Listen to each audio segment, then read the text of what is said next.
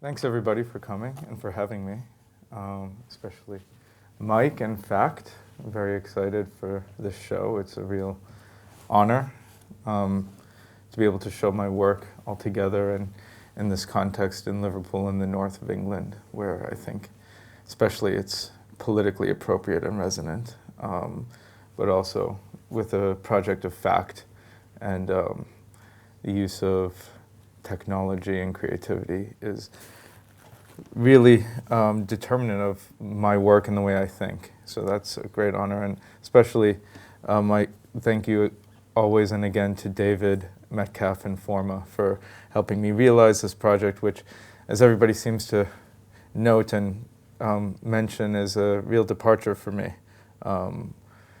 formally and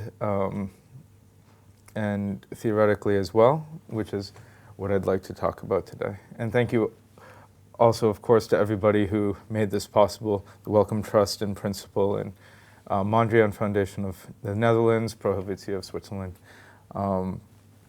Olaf and Kirsten for sharing this moment with me. Kirsten, I've been following her work, or just an audience member. She's a curator at the local Kunsthalle in Amsterdam, the Stedelijk Museum Bureau Amsterdam, and has collaborated with many of my friends, and I've been really interested in her presentations for a while. And Olaf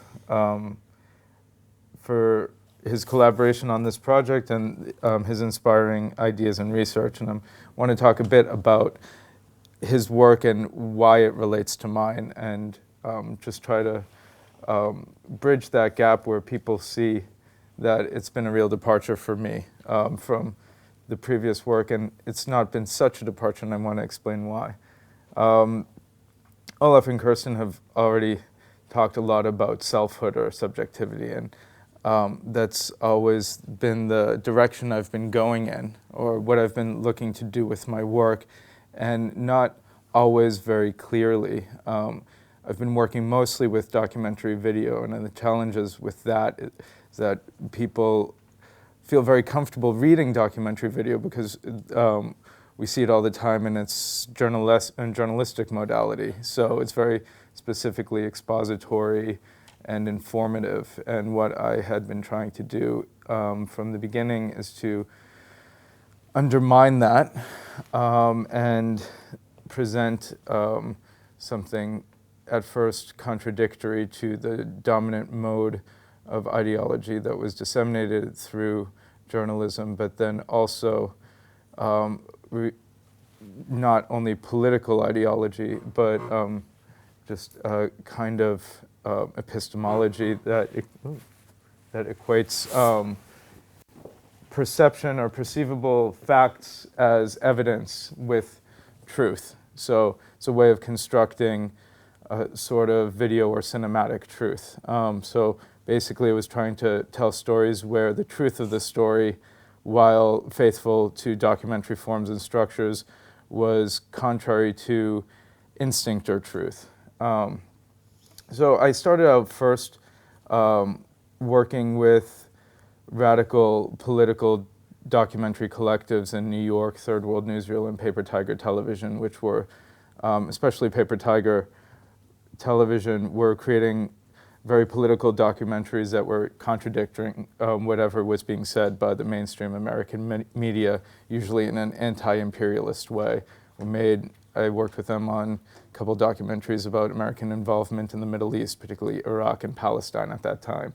And then when I started working with Third World Newsreel, I started making my own films, and the first one I made was, and I'm not going to show clips here because I don't really have time or want to, but briefly describe, I made a portrait of an Al-Qaeda affiliate who was living in New York, who I befriended before September 11th, and then made a portrait of him after September 11th and his ideas of contemporary history and what happened on September 11th, which were contradictory to everything that was being said in America at the time. And that portrait is a very simple kind of portrait of an unreliable narrator, and he's sympathetic because he's seemingly nice guy and attractive, and at first his anti-imperial politics make resonant sense for Western liberals, and then it becomes quite radical and quite something else. So I was interested in unreliable narrators as a formal structure for the documentaries. And my next, I think when I came here for film school, the National Film School, I made a documentary. I was interested in the way that religion could be used to represent beliefs contrary to facts, and at the same time preserve kind of mythological narrative structures, so the work would have relationship not only to contemporary politics in their most irrational dimensions, but also resonance to mythology and its representations in art history and literary history as well. So I made a work about, it's called The Gates of Damascus, and it was about a woman who believes that she receives the stigmata wounds of Christ and toxin, and she receives messages from him all over Easter weekend. And the structure of that film takes place over Easter weekend, so it's this redoubling of the Passion play, or the Passion story in some ways. And that's basically where some of my ideas started to come together in terms of how I could use material factuality that you can document in an observing camera kind of way, in traditional documentary way, but have them contradictory to any sort of rational sense, but at the same time elucidate an idea that might be metaphysical or might be true in a broader sense, contradictory to fact. All while talking mostly about selfhood and subjectivity. I was interested, this woman would go through ecstasies where she would lose her own personality and speak in Jesus' voice, for example. And I liked this relationship to my previous character, the Al-Qaeda affiliates, his idea of militancy. It both seemed to be a sacrifice of the self, a sacrifice of their own psychology, kind of leaving their body either medically through the risk of death at war, or this moment of ecstasy, quite like we see represented in paintings of Saint Teresa, where they're overcome by another spirit or another idea.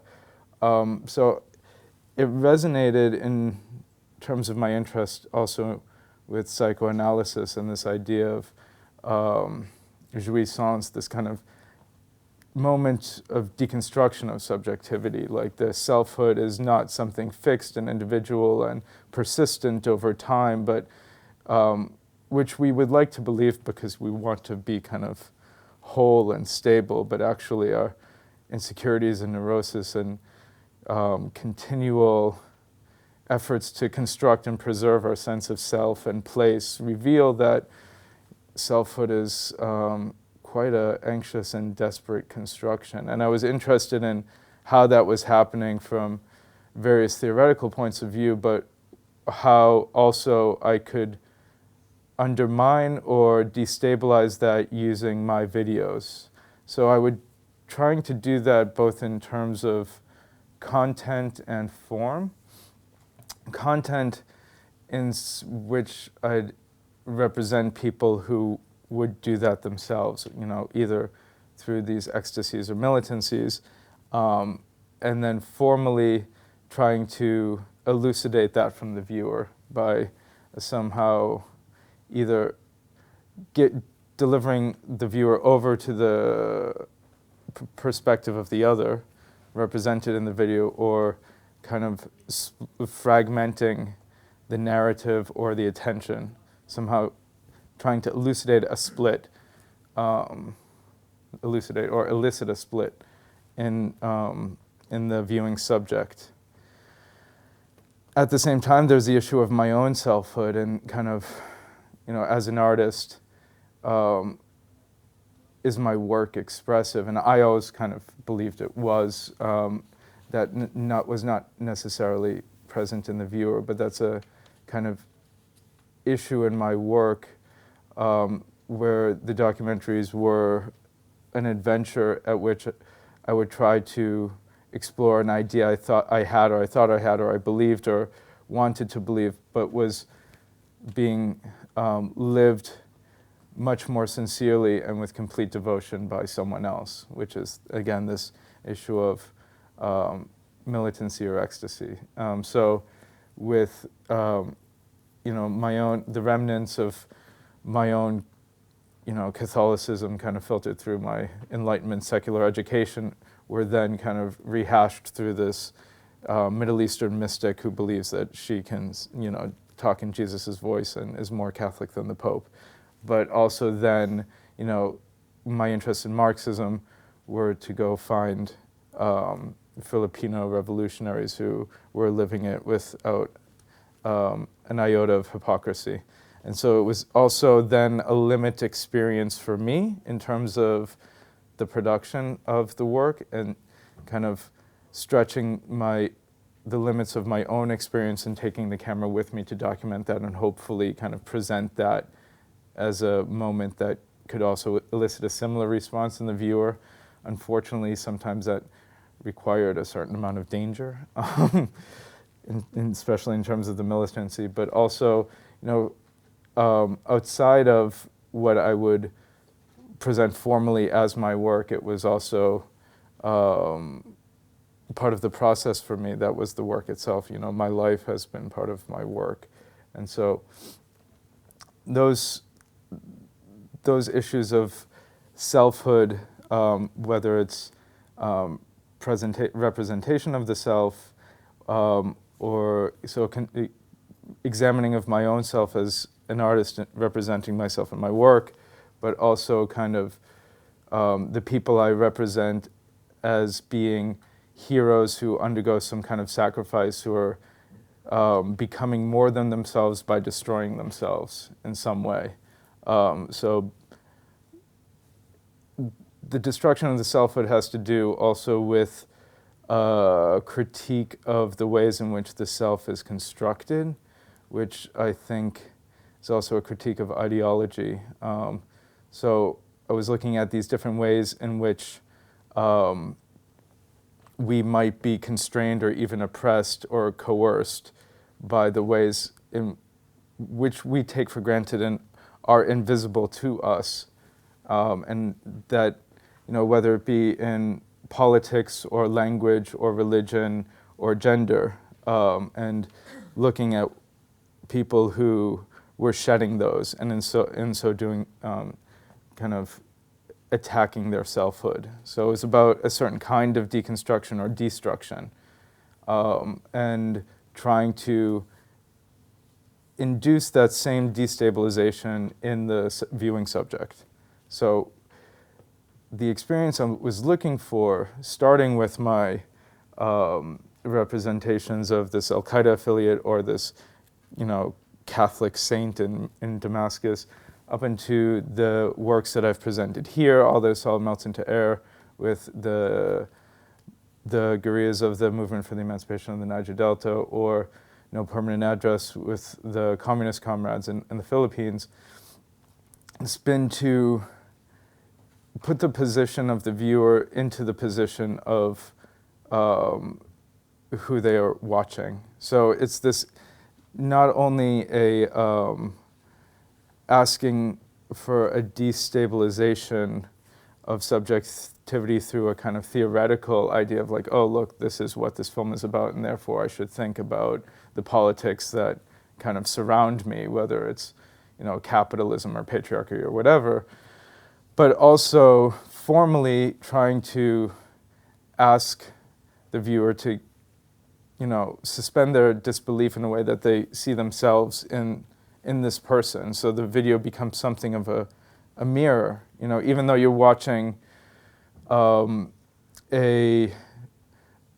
who seems radically other, or when you first hear about them, a Maoist revolutionary in the Philippine coconut groves. Hopefully through a certain kind of intimacy and a formal tone of sympathy, they seem not only rational, but you see yourself in her concerns and voice. But it's also an issue, a much more formal issue of hyperrealism. So this is kind of the documentary aspect, is that you can relate to these people because you recognize them to be real. And they're presented, I hope, much more intimately and sympathetically than I could even imagine. You know, I mean, that was the limit I was always going for. Even when I didn't believe what they were saying, I would suspend my own disbelief and try to give myself over entirely to them, and hope for the same from my audience. And but also the hyper-real, the immediacy of documentary, that you know these people or the situation exists, but also this is the aesthetics of documentary, not only aside from this kind of knowledge, this epistemological thing of, oh yeah, that's actually a contemporary reality that's otherwise invisible to me, but you can see from handheld camera, there's this kind of point of view, you know, it induces putting you in my point of view, and then also very much about scale. I think I was, especially with All That Is Solid Melts into Air, I was interested in how an installed video image can affect a kind of immediate sympathy that is impossible on a monitor or on a cinema screen, because a cinema screen is like a theater stage, or a monitor is like a window, and an installation is really like you're in it. It is. I don't like this word immersive, but I suppose that is what I'm going for.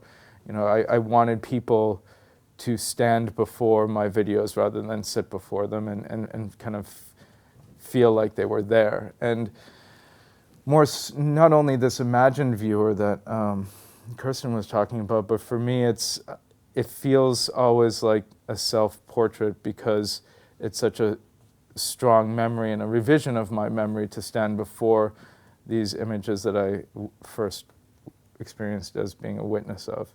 So those are some of the formal and theoretical issues that I had intended with my documentary work, and also why I started doing larger scale multi-screen work. I became interested also in how more than one screen can affect a splitting somehow of, not necessarily a kind of, you know, fragmentation of subjectivity. I'm not really eliciting some sort of schizophrenia or ecstasy, but there is at least a dividedness that you can't observe at once both. And also that's why I have, in No Permanent Address, presented one situation across 3 screens. That it's all encompassing in total at once, but at the same time slightly fragmented, which, you know, the 3 screens are operating to present 3 different moments at the same time. And those 3 different moments, by virtue of the fact that I was one man with one camera, they were never filmed at exactly the same time, but they're kind of patched together to show a fragmentation of presence or representable presence temporally, but also, you know, to kind of pull apart the normal mode of production of documentary, which does that anyway. That is kind of, you know, the illusion of editing is you take 2 different moments from a different situation, you put them next to each other, and the lie is that they happened one after each other. And the suspension of disbelief when you're watching very journalistic documentary is that you kind of take that for granted somehow.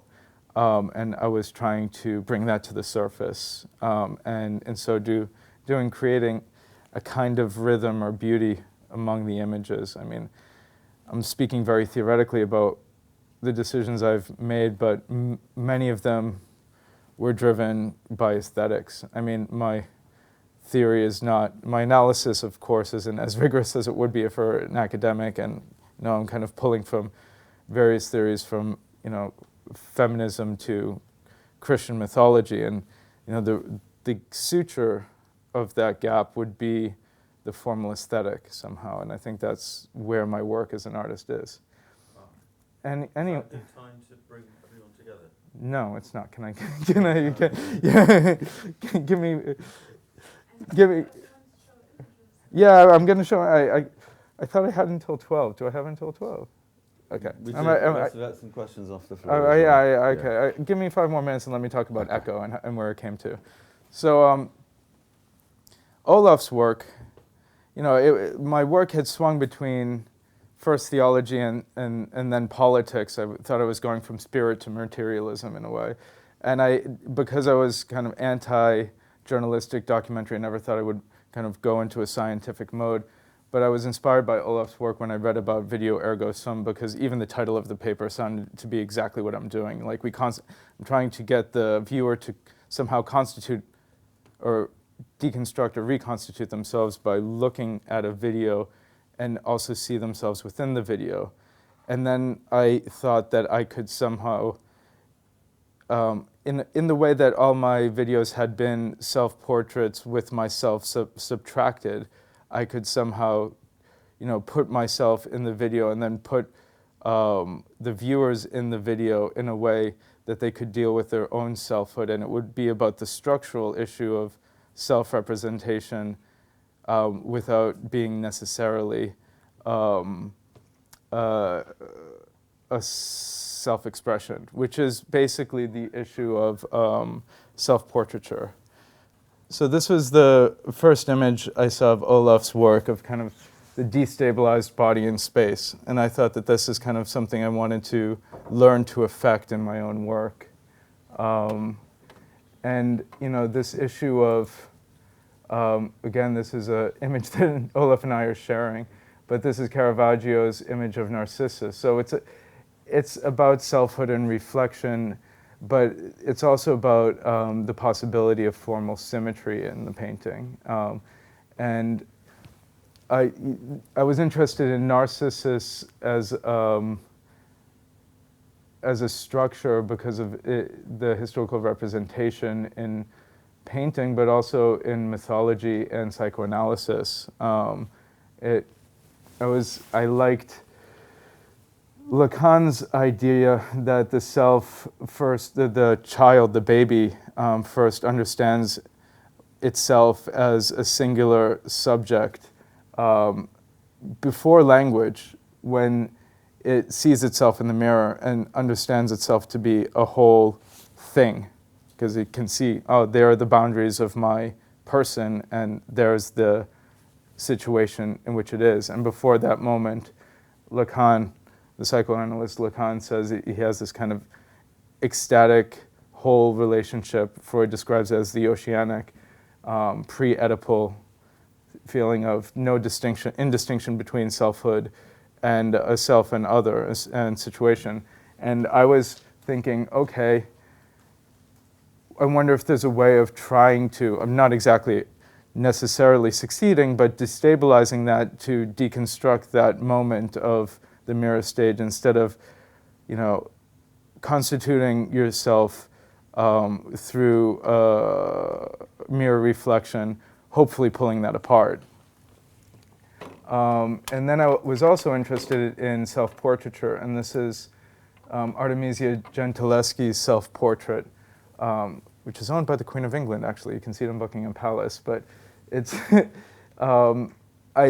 this is, for me, quite beautiful because you can see where her paintbrush would touch the canvas would also be where it would meet a mirror that she would be painting according to. So there's this kind of phantom presence of her reflection and of the physical mirror, and you can kind of intuit the mode of production. And of course, Courbet, the canvas becomes a mirror, but also it reflects this destructive aspect of the reflection, where it elicits anxiety, like, not only, is that who I am, if that is, this of the doppelganger, but also of, the hideousness. I mean, I don't know, it reminds me of my own discomfort of the marketing images of this work, because, like I said, this Echo was supposed to be about the self-portrait of the self-subtracted, and the images that I've kind of disseminated as publicity have me exactly in the center. And also I think that has always been my anxiety about my own production, is about self-representation. Like, I mean, it freaks me out to see my own image and hear my own voice, and to think of these things as somehow expressive, and it's often about my hiding behind my work and my editing and using other people to represent me and my ideas. So, I mean, I think that's part of the anxiety, and also the anxiety I was after with Echo, and manipulating time and space to create that anxiety. And here is Giuseppe Pannone's self-portrait. This is actually a slideshow. This is the ultimate image in a slideshow, which begins far away, miles away, and each consecutive slide you approach him in solitary in a valley, and finally you see that his eyes are mirrored contact lenses, which and then you can kind of see the figure of the photographer in his eyes, which is relates to the origin of the world, which I'm showing upstairs, where my image is kind of a faint reflection in my own eye. And so, and Bruce Nauman, that this kind of, I was moving from this movement from painting to photography to now video installation, and how, like, the technological representation of the self can change what the mirror actually is. Like, what is a mirror? It's not only a surface. It's a present and moving image, and it can be distorted. And here, a very simple way of size and scale and disorientation, but also address the issue of meditation, where a sense of self is dissolved in a Buddhist way by abandoning the self, of kind of the absurdity of selfhood. And, just quite quickly talking over how I came to Echo, there were many formal decisions, and it was very much an experimental film, which is another affiliation with Olaf's work. I was experimenting with forms that I wasn't familiar with. Olaf had been working with video goggles, and that was aesthetically dissatisfying to me. I don't want to invite anybody to put an apparatus on their face.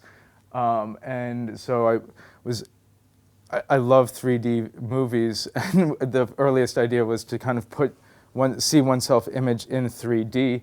And so the earliest development we did was actually, the setup was similar to that, but we had a 3D camera, and you were a green screen behind you, and you were live composited into a pre-existing 3D animated movie. The problem there was the apparatus was so distracting, from the green screen behind you to the 3D glasses on your face to the necessary parallax of the two bicameral 3D camera above the screen.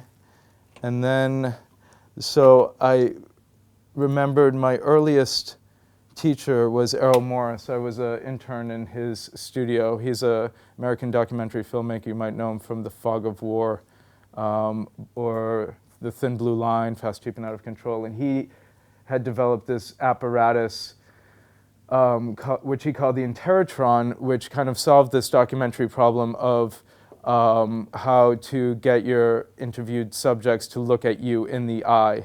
And he used a teleprompter, which politicians use to read their speeches, which sits in front of the camera so they can look their political subjects in the eye while they're reading this prepared speech. And instead, what Errol had done was he put his own face on the teleprompter and the camera behind it, and he had a system of two teleprompters, so and two cameras so that they were both looking at each other through the camera and seeing each other in the eye. That's why when you watch his films, the disturbing thing is, oh, why is this person looking at me? And it's since one of the challenges of documentary making is, a formal presentation of truth, or at least truth telling in a narrative sense. It became really convincing, and I really loved it. And so I thought, oh, teleprompter is actually a use of Pepper's Ghost, which is a 19th century stage magic theatrical effect developed in London to present a ghost-like image on stage. And it's basically an illusion by which a two-way or a mirror, or actually just a pane of glass functioning as a mirror, can, at a 45-degree angle, can reflect off stage a bright image like a ghost that on a dark stage appears as like a ghost. And I saw that a couple times, but most effectively at DV8, and actually Forma invited DV8's technical stage technician to recreate that for us. And so this allowed us to put to have a 3D effect and ghostly presence. I was also interested, you don't mind if I take 5 more minutes, do you? Yeah. Okay. In how I could deconstruct this, or kind of create this destabilization in the sense of self. With Lacan's mirror stage, it's all about the unity of, and the synchronicity of movement. I couldn't fragment the actual physical image of the body, but I was thinking about Johnny Colombo's Expanding Space, which is an installation of elastic string illuminated by black lights. And when you walk into it, the string, it's so slow that I was at first unaware that the string were pulled by motors. So what first seems like a grid of right angles actually becomes distorted, as if you're in an, like an Einstein diagram of relativity, and all of a sudden you feel like space is moving. I was like, okay, how can I reproduce that in a video way? And then I thought about the Hitchcock zoom in Vertigo, which he developed as an in-camera technique where the camera pulls back and zooms in at the same time, creating a perverse perception of depth of field where space seems to stretch. Without, giving away my hand. The interesting thing with Pepper's Ghost, which we discovered while we were playing with a model of it, was that I thought I could put your image as a ghostly image in front of a video background, and it would create a sense of parallax, or a difference. But that difference was actually quite flat. And so basically you can't see the apparatus because the invigilators are keeping you behind the frame, but basically the apparatus of echo is a Pepper's Ghost effect, where there's a two-way mirror at a 45-degree angle. It's actually a film of plastic reflecting, and your own reflecting a projection on the ceiling, and then also another projecting on the background, and so you have 2 projections that you're seeing one in front of the other.